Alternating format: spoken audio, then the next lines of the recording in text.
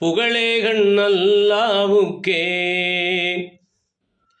புகழ்யாவும் அல்லாவுக்கே.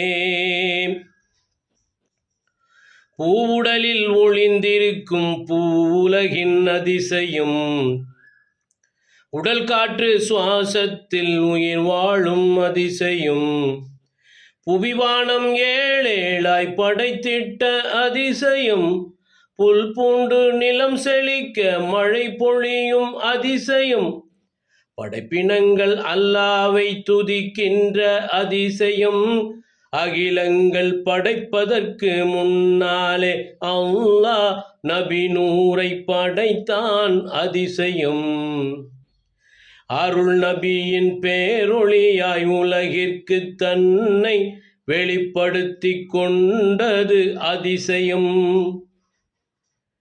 புகழேகன் அல்லாவுக்கே,